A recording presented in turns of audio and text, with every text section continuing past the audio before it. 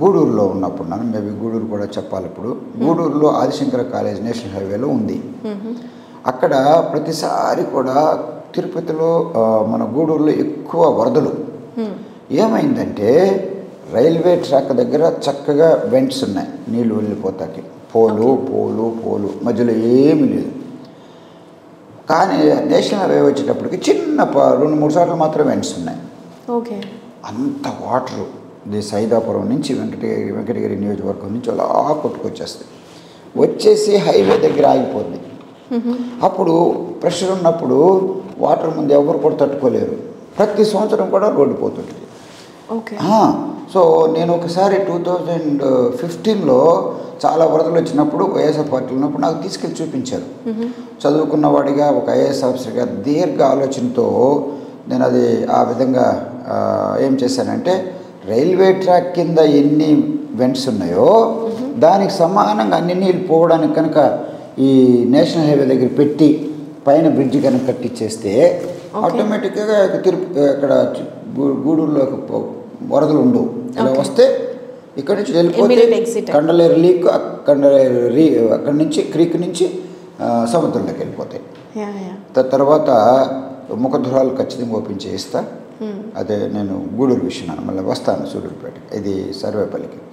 So అది కాకోకుండా కండలేరు క్రీక్లో మోమిడి వరగలి ఆ ప్రాంతంలో అది సముద్రానికి ఆ క్రీక్కి దగ్గర ఉండిపోవడం వల్ల ఊర్లు కొంచెం కరిగిపోతున్నాయి. దానికి వర్షాలకి, ఆ హై టైడ్స్కి, లో టైడ్స్కి, ట్రైన్స్కి. సో వాళ్ళు బౌల్డర్స్ అడుగుతున్నారు బోత్ ఇవి కాపాడుకోవడానికి. సో అది కూడా నేను బౌల్డర్స్ వేస్తే ఆఫ్ చేస్తాను. తర్వాత అంతకంటే ముఖ్యంగా గూడూరులో సిలికా మైన్స్ ఎక్కువ ఉన్నాయి. గూడూరులో అలాగే క్వాడ్స్ వచ్చేసేసి గూడూరు రూరల్ మండలంలో. దానికి నేనేమనుకుంటున్నానంటే మా ఐఏఎస్ ఆఫీసర్ ఉన్నప్పుడు చూశాను, నేను చేశాను కూడా. కోఆపరేటివ్ సొసైటీస్ పెట్టి గ్రామ సభలు అప్రూవ్ చేసేటట్టు కోఆపరేటివ్ సొసైటీ మెంబర్స్ ఎవరు ఉంటారంటే బీసీలు, ఎస్సీలు, అక్కడ ఉన్న వాళ్ళు ఎవరో ఉంటారు, 20 ఉంటారు. వాళ్ళు చేసుకుంటారు. వాళ్ళు చేసుకున్నప్పుడు గ్రామ సభ పెట్టినప్పుడు ఈ ఏరియా మనకు భవిష్యత్తు కావాలా, శ్మశాన వాటికి, ఈ ఏరియా మనకి ఇల్లు స్థలాలకు కావాలా, ఈ ఏరియా మనం వ్యవసాయం చేసుకుంటాము, ఈ ఏరియా తాగునీరుకి సునకాలువలకు ఉపయోగించుకుంటాము. అప్పుడు గ్రామ సభలు పెడితే వాళ్ళ భవిష్యత్తును వాళ్ళు కాపాడుకుంటారు. మన పనికి మాలినోళ్ళు ఎందుకు ముఖ్యమంత్రి గారు కూడా అనకూడదు, దిగజారిపోయి అది వ్యాపారంలాగా అయిపోయి శ్మశాన వాటిలో తయారైపోయింది.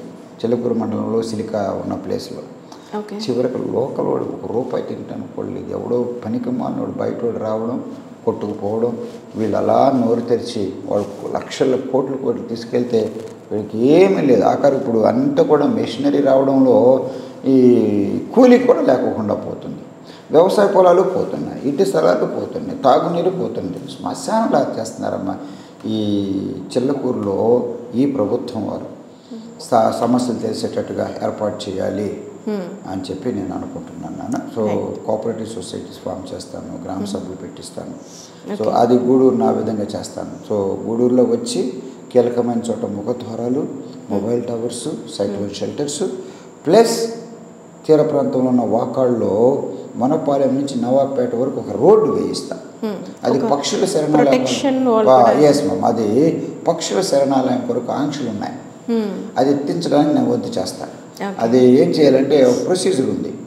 అక్కడ గ్రామ పంచాయతీ రిజల్యూషన్ చేసిన తర్వాత అది అప్పుడు డిస్ట్రిక్ట్ కలెక్టర్ కూడా రికమెండ్ చేస్తే, స్టేట్ గవర్నమెంట్ రికమెండ్ చేస్తే అప్పుడు మినిస్ట్రీ ఆఫ్ ఎన్విరాన్మెంటల్ దానికి వెళ్తే ఎన్విరాన్మెంట్ అండ్ ఫారెస్ట్ వాళ్ళు క్లియర్ చేస్తే the chairman of wild life act is ప్రధానమంత్రి గారు అక్కడికి వెళ్ళాలి. So where starts from the sarpanch to the prime minister. అప్పుడు ఆంక్షలు తీస్తాకి నాకు ఇదంతా అనుభవం ఉంది కనుక, చట్టం తెలుసు కనుక, ప్రొసీజర్ తెలుసు కనుక అది నేను చేయిస్తానని చెప్పి అనుకుంటున్నాను. అండ్ గూడూరులో మేము ఇంకా అబ్జర్వ్ చేసింది ఏంటి అంటే 2 టౌన్స్ని కలిపితే ఒక బ్రిడ్జ్ మీరే స్టార్ట్ చేశారు, బట్ మధ్యలో ఆగిపోయింది. అది మొదలు పెట్టాము నాన్న. బట్ డబ్బులు రాష్ట్ర ప్రభుత్వంలో రాకపోవచ్చు, 25 crores నేను కోరిన తర్వాత పని జరిగింది. బట్ అన్ఫార్చునేట్లీ అది ఆగిపోయింది మళ్ళీ నాకు తెలిసి ఇప్పుడు. సో నేను రాగానే వీలైతే కేంద్ర ప్రభుత్వం దానిలో పెట్టిస్తే అప్పుడు ఈజీగా వస్తుంది రైల్వేలో. సో అది నా వంతు చేస్తాను. ట్రై చేసి చూస్తాను. Yeah. రాష్ట్ర గవర్నమెంట్లో చంద్రబాబు గారు కనుక ముఖ్యమంత్రి అయితే కొంచెం అనుభవంతుడు కనుక ఏమన్నా ఇస్తాడేమో 25 crores. లేదు అంటే నేను కేంద్ర ప్రభుత్వం తీసుకొస్తాను. Okay. Yes. And protection wall కూడా ఎక్స్పెక్ట్ చేస్తున్నారు అదే కాలువకి. దూడల కాలువ, నాయుడు కాలువలో సో ప్రొటెక్షన్ వాల్స్ కూడా ఉంటే నీళ్ళు చక్కగా వెళ్ళిపోతాయి. తర్వాత చెరువు, గూడూరు చెరువుని ఈవినింగ్ ఒక రిక్రియేషన్ ప్లేస్ లాగా చేయాలని లెవెల్ చేసి బెంచెస్ వేసి లైటింగ్ వేసి డ్రింకింగ్ వాటర్ వేస్తే మార్నింగ్ ఈవినింగ్ వాకింగ్కి బాగుంటున్నాను. It's Yeah. Pleasant place. So these are all my dreams. చేస్తాను. ఓకే. ఎన్ని చేయగలిగింది లేదు, దాదాపు 10 పనులు చేసి పెట్టాను అక్కడ. నా సొంత నిధులతో దాదాపు 1 crore పైచలకు నా పిల్లలు ఇస్తే దాంతో ఈ బ్యూటిఫుల్ క్లాక్ టవర్ కట్టించాను. అవును సార్, అబౌట్ 50 చెప్పారు. lakhs ప్లస్ అలా అవుతుంది.